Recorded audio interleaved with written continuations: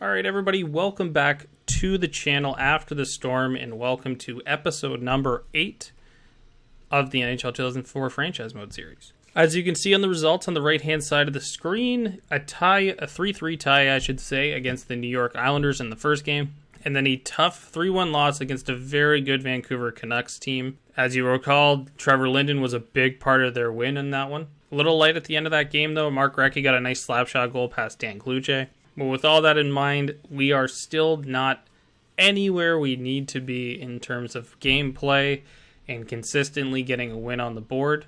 Only 3 wins in nearly 20 games to start the season so far. That has to come up tenfold right now. On the last episode, I did preview the Atlanta Thrashers. Jeez, that sounds so weird to say. But I did preview Atlanta, and they're sitting at 5th in the league, where Vancouver, I should say, was before we played them. So they're sitting 5th in the league, and of course our second matchup in this episode against the Carolina Hurricanes on the road, they're sitting 25th in the league. So a big game to start off with against Atlanta. Let's get into it. So of course game number, I think this is game 15 on the season, or actually it should be game number 16 and 17 for this episode. Oh, and a Monte right off the start. I like that start. Big fan of that start. We can keep that up. Anyways, yes, this should be game number 16 and 17, of course, because the first game of the series didn't actually record for me. So hopefully we start getting some wins here as Jeff Cowan goes off for hooking. How this team is like 5th in the league is beyond me. I don't even know what they have on their roster besides like Kovalchuk and Heatley in this. Oh, a Monte looking for number 9 on the year. So if you were a fan and you watched the NHL 2003 series, you know Tony Amonte's basically become the Joe Sakic for this team. Ooh, Agani with a nice chance. There's Danny Heatley, cover star. Oh, nice chances. So far, this period has been all us to start. Man, but how is this team winning so many games? Dude, that's like the 4th time they've commented on it. It's actually kind of it's not just the same line either. Also, oh yeah, totally forgot about Ron Francis got hurt last game, and now Justin Williams is in. That's like, I think that's the 4th time they've commented about facilities and winning records and fan attendance so far. And it's interesting because they've kind of commented in 4 different ways. So that's kind of stuff you really like to see. Great start for us, a great first period. Amonte scores pretty quickly into it. We had a lot of shots, 18-6, tripled up on them. So a very good start. Can't ask for a better one against a team like Atlanta, who's up there in the standings. So hopefully we can carry this momentum forward. Oh, penalty call against us for once.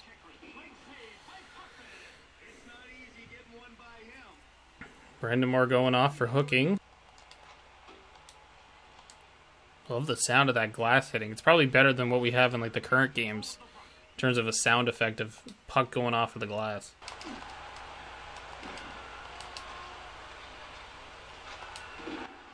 It says fan just shouted boring.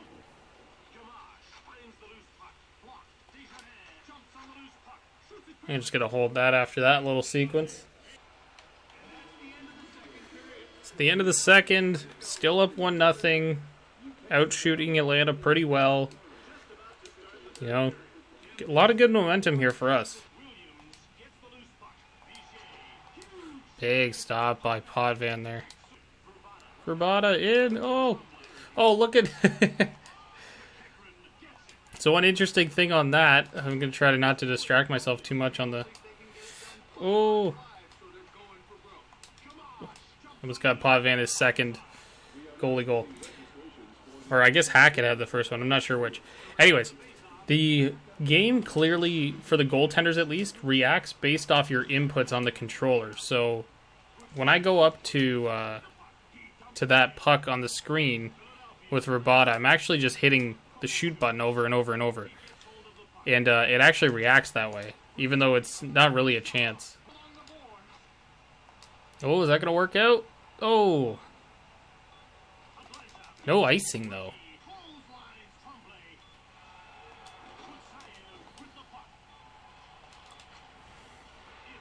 A 1-0 win off of Amonte's early goal, but that is probably our top to bottom best game since we've started the series.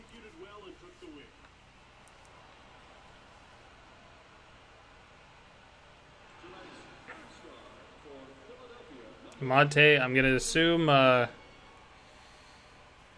Defoe. No, Potvin gets second star with a shutout and a win. Is Defoe going to get the first star? Alright, I guess. Who knows? Whatever. I'm not going to complain too much. So a 1-0 win against one of the top teams in the league, the Atlanta Thrashers. We'll jump back out. We'll go take a look at... actually, we don't need to take a look at Carolina, but we'll figure out if we're going to play Potvin again or if we're going to play Jeff Hackett in the next game.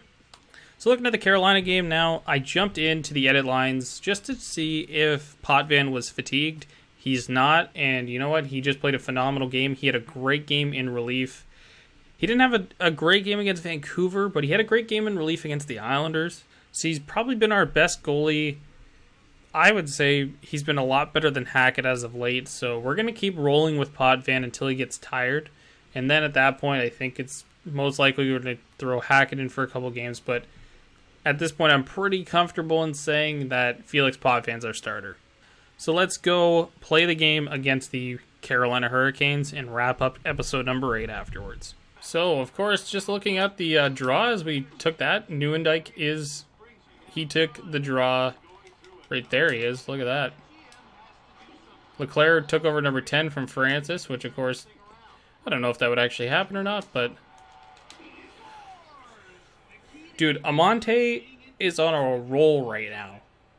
Gets the only goal in the last game against Atlanta early on, and then here he's got a perfect bounce off of Kevin Weekson in. Had to figure that was coming. John LeClair does absolutely nothing when he's here, and then of course he's going to get a goal against us. There we go. Todd Warner going off for hooking. Oh, Amonte again, dude. Close to end the period there. A good period for us to start. Of course, Amonte keeps going on his hot streak. And otherwise, we do get a little bit burned on the John LeClair goal for Carolina. But otherwise, that's a good period for us again. And that's all we're trying to do is just keep building on momentum.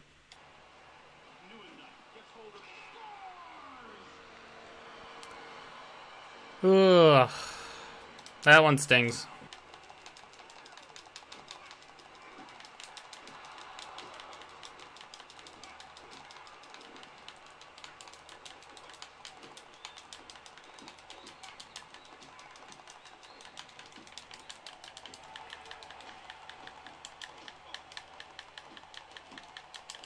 Getting fed here. Jesus, yeah.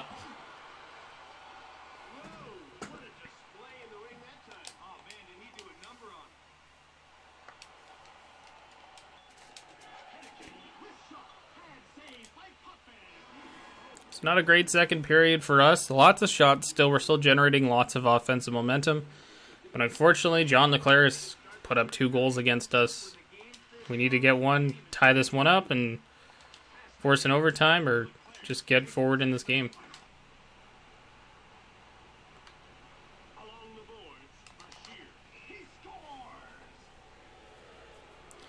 Okay. Brashear's done this a few times now. And, I feel like he's a little bit glitched, but there's a potential I gotta move him up the lineup.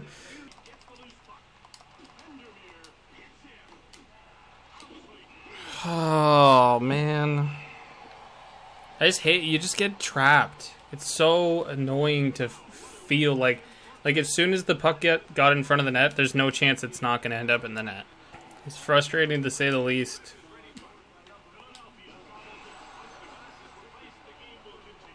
Sounds about right.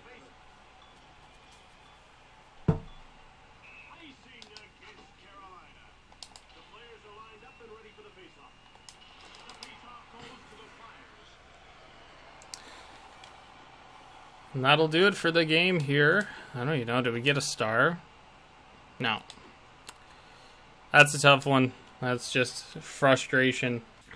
All right, so jumping back out into this. Of course, a tough loss against Carolina. But we're going to move forward, and hopefully we can just keep building. And we got that win, 1-0. Does help, but I'm going to assume we're probably not jumping up in the standings much. And we are getting Patrick Strzok out, or Martin Strzok out 10 weeks with a Charlie horse. Makes sense. At this point, it's frustrating. It's frustrating playing. I get why they did this, but it really does hamper your team quite a bit. So I'm trying to figure out ways to get around this, and hopefully it's, unfortunately, because this is a 1-year thing, the idea really is to do 20 years of the Dynasty mode in this game. And as a result of that, the odds that I'm ever going to get these players back to their full potential by even the trade deadline is so slim. It says 4 months, so if you're going October, November, December, January, February, that is the trade deadline. And at that point, for players just to be hitting their potential, that's around the 55 to 62 game mark. And if I continue on my pace, which is 4 wins in 17 games, so 1 win every 4 games, do the math. I think that's just about, let's see, 10 wins every 40 games will be buried. So there's absolutely no way we can survive on our current pace and be anywhere near a playoff spot. And I don't want the entire series just to be me playing games super frustrated and end up missing the playoffs at the end of it. So maybe I will adjust some sliders or something just to kind of shore it up a little bit. Maybe give my players an advantage going forward, like with the player boost option, like I have with the goaltending option, just to make these games closer. It's been really tough so far. The game does feel like it works against you a lot of the time. The AI gets you into areas where they know they can turn the puck over and score. So with that said, I don't know what I'm going to do. I'm actually going to sit with this. Usually as soon as I'm done the episode, I kind of just shut it down and I wait for the next episode to start.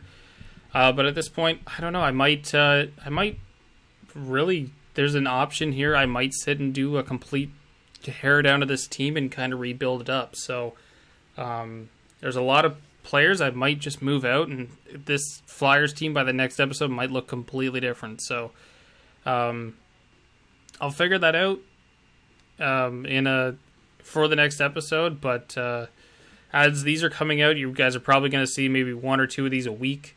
So this will be into the future, to say the least. But that's going to do it for this episode. Before I go, I will preview Minnesota and Boston for the next episode. So Boston sitting 15th in the league, 8-6-1-3. So they're kind of just middle pack, kind of in the playoffs, kind of out of the playoffs. And Minnesota is down with us, 7-9-2-1 for 17 points. I shouldn't even really say, like, they're 5 points ahead, and right now that's a stretch for us. But yeah, we're gonna try to figure some stuff out just to kind of move this forward, hopefully. With that in mind, guys, that's going to do it for this episode. Thank you so much for watching. Click like if you like the video. Subscribe to the channel if you want more of this kind of content. Yeah, frustration is building. That's going to do it for this episode, guys. I will see you on the next one.